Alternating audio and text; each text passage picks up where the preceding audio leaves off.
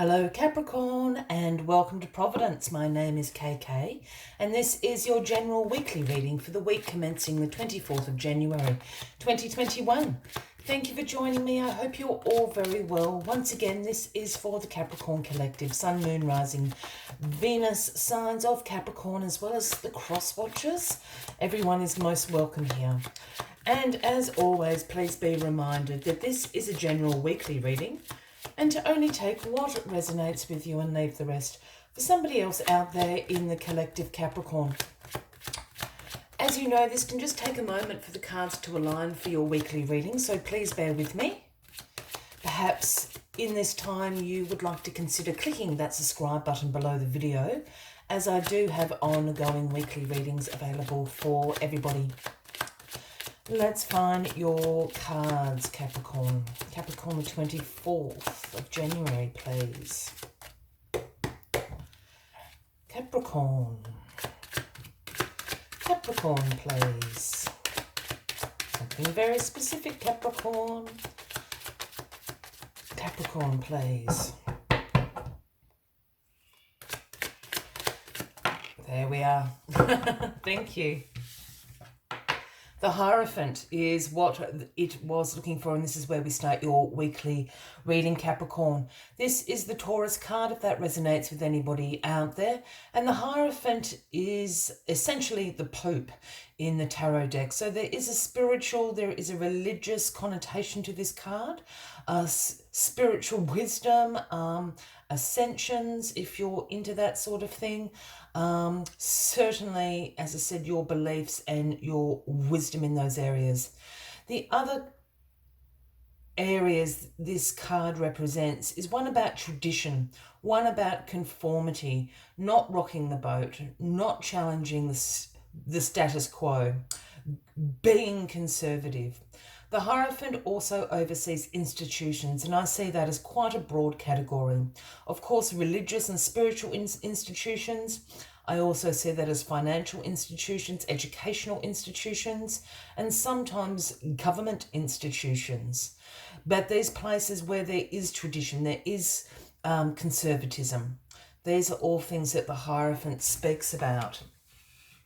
It's a very interesting way to start your weekly reading, Capricorn. Let's get all the cards on the deck for you. Let's find out a little bit more about what this tradition, this conservatism is all about for you this week. Keeping the status quo. Card at the bottom of the deck for you this week, and the overarching energy is the Queen of Pentacles. Now, this essentially is you, Capricorn. This is you in your nurturing best, your practical best. This is you providing a financially secure environment for yourself, your family, your tribe, however you want to resonate with this. And this is multitasking on fire. This is being able to absolutely get through all the multiple priorities and demands, time management. You know, this is the calendar on the fridge kind of energy, I like to call it. You know, when you need to go to a dentist appointment, when the meetings are, when the bills need to be paid. It's that kind of energy. So use your personal power, your energy as the Queen of Pentacles this week. You will be on fire, Capricorn. Okay, let's see what is crossing you this week, Capricorn. Well, the Ace of Swords. Now the story is unfolding. The aces are the gifts from the universe to us, whether this is through co-creation or it's occurring in divine timing. It doesn't matter. It is a gift. Accept it with the deepest gratitude in your heart. And the gift of the Ace of Swords is one about breakthroughs, one about new ideas, having great mental clarity at the moment. The brain fog is lifting, perhaps obstacles, roadblocks are all disappearing at the moment. And ultimately, this Ace of Swords is the gift of success. But breakthroughs. So there's some sort of breakthrough here with tradition. I'm just going to flip this past card because I'm just picking up on something. Yeah, bang, the Ace of Cups in the past. So another gift from the universe to you, which has happened recently. I feel this is like over the last few months. And the gift of the Ace of Cups is about love, new relationships, compassion, creativity. There's a couple of things going on for me here, Capricorn. I feel that this Ace of Cups is this, if this is representing a new relationship that has come into your life over the last few months, I feel that this is someone a little bit outside your usual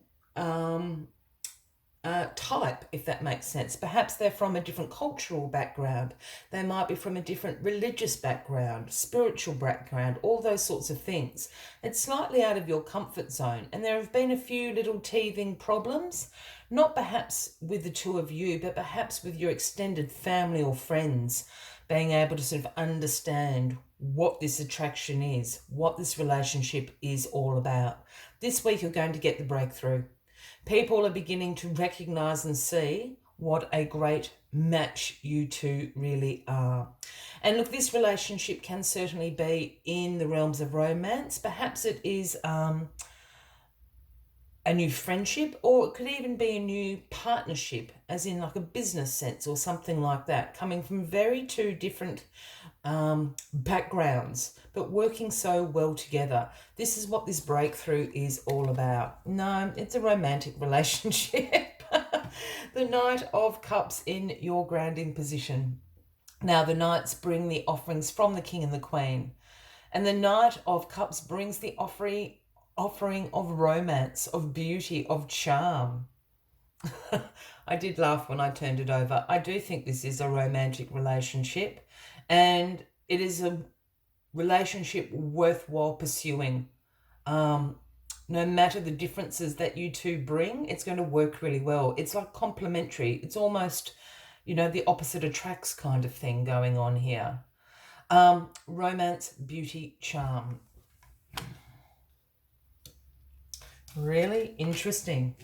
Yeah, the nine, the Nine of Wands. These cards are funny in your reading. The Nine of Wands here.